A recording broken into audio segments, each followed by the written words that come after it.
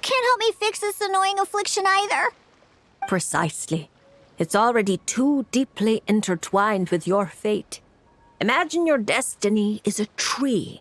This affliction is like a new shoot growing from its branches. It's been helping you absorb sunlight and dew this whole time. It, long ago, began to shape your fate. If you cut it off now, the wound left behind might fester, infecting the entire tree. You make it sound like it's a good thing. It's clearly getting in my way, keeping me from mixing the drinks I need. It's more like one of those vines that wrap around the trunks of giant trees, restricting their growth and slowly strangling them. Well, if that were the case, your fate would have rejected it, and we could have easily pruned it away. Unfortunately for you, it's not at all what you say it is. All right, enough talk. That should be enough to convince you I'm a legitimate fortune teller, yes? Now, just like I told you, come here and pick a card at random. And let me give you a little advice about your future. So I just pick one at random, Okay. How about this one? No, wait! This one! Don't overthink it.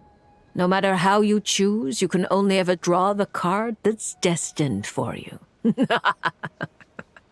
Oh, this fortune teller's laugh is so creepy! She's just like an old witch from a fairy tale. But since she's so good at it, her advice could prove really helpful. I have to choose my card carefully. Huh? Traveler? Paimon? True to form. Here you are at just the right moment. Well said. Compared to an intangible thing like fate, commissions have a far more intuitive effect on shaping our words and deeds. Now, seeing as you're here, perhaps you could have a word with this little one. She doesn't seem very trusting of an old witch like me. Well, it's not so easy to trust a weird-looking fortune teller who's set up stall in the middle of nowhere. Oh, the traveler seems to know this fortune teller pretty well. Great. I can finally have someone I trust. Traveler? Paimon? Come over here for a sec. I need to talk to you in private.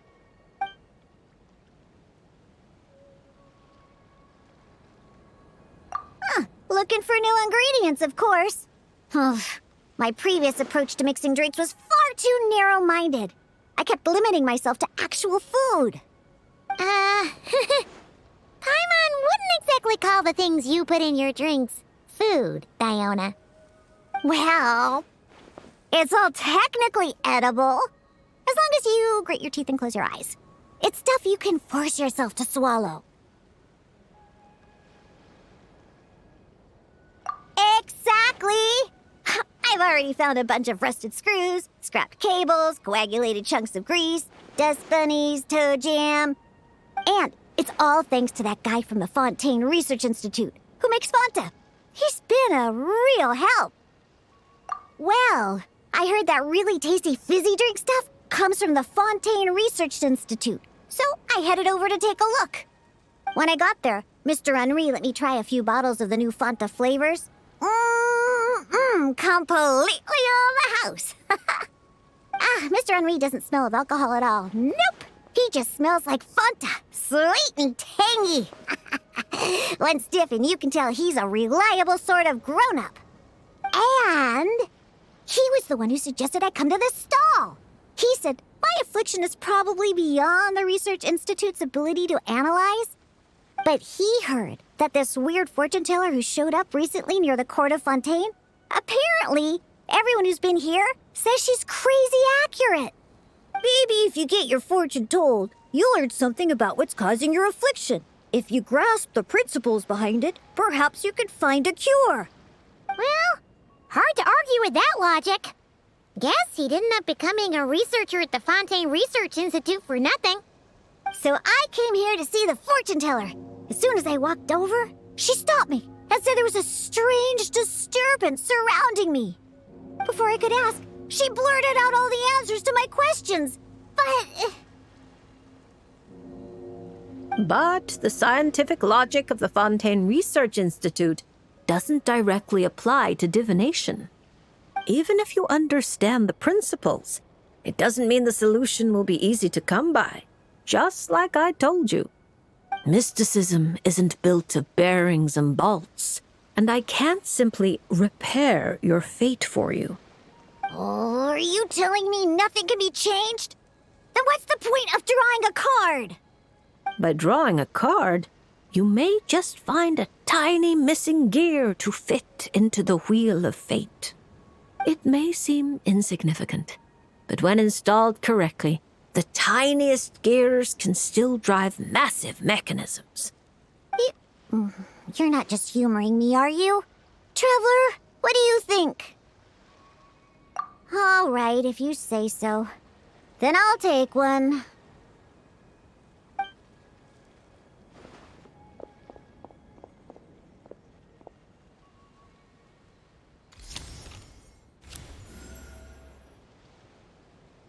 All right, here we go. Looks like it's... Oh my, how strange. To think the disturbance surrounding you has grown with such vigor. It's no longer a shoot, but a sturdy branch.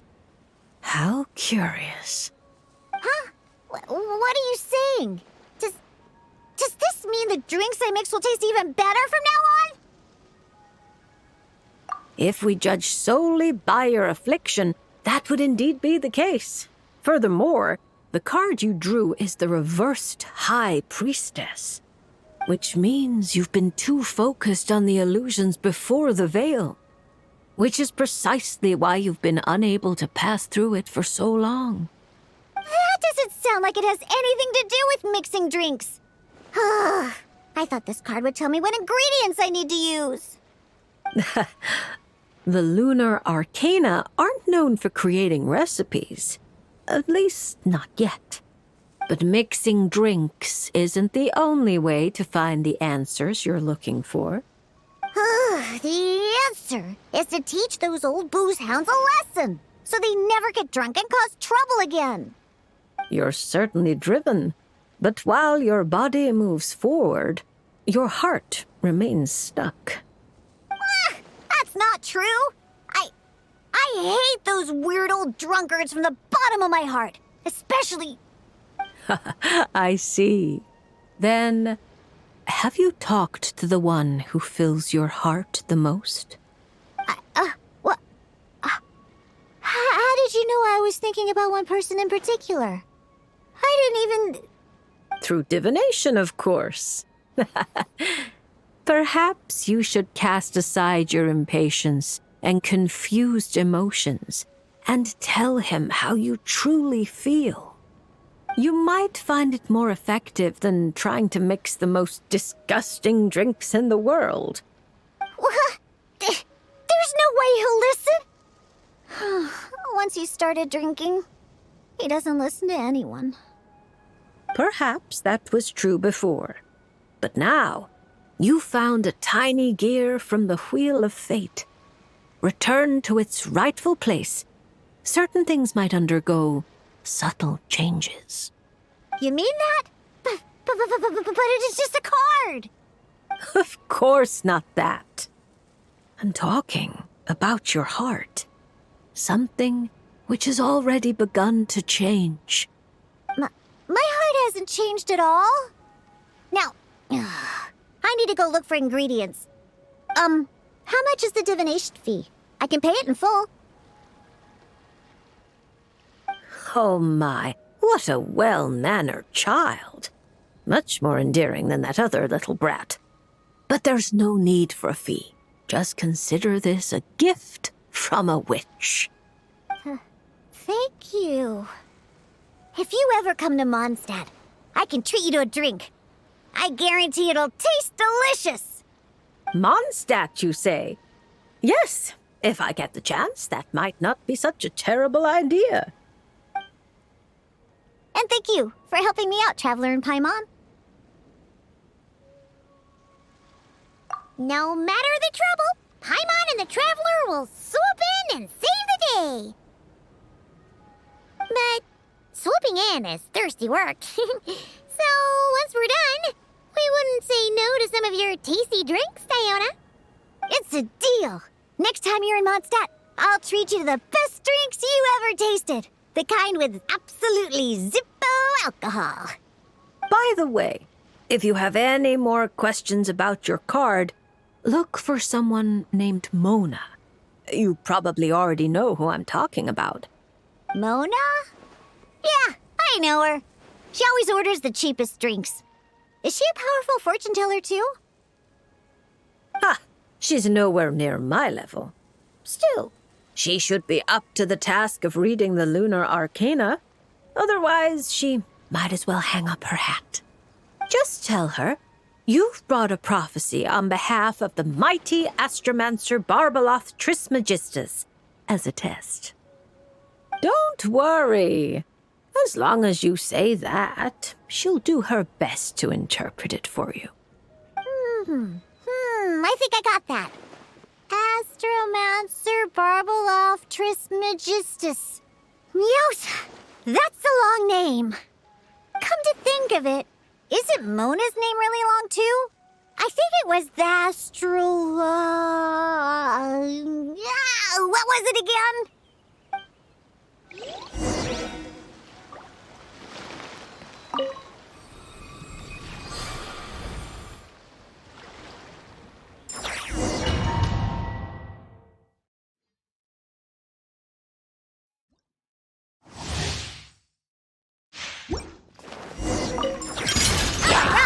Can't handle your drink, huh?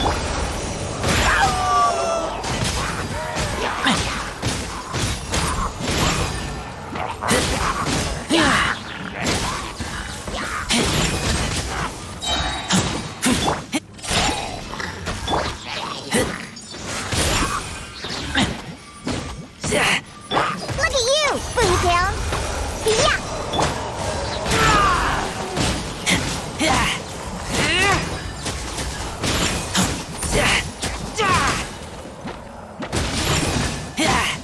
Get back!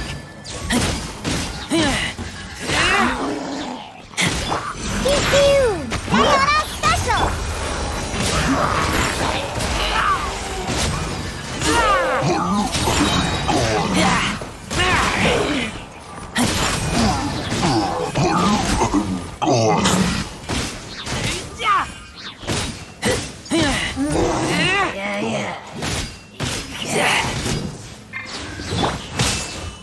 Look at you, Boomtown, on the rock.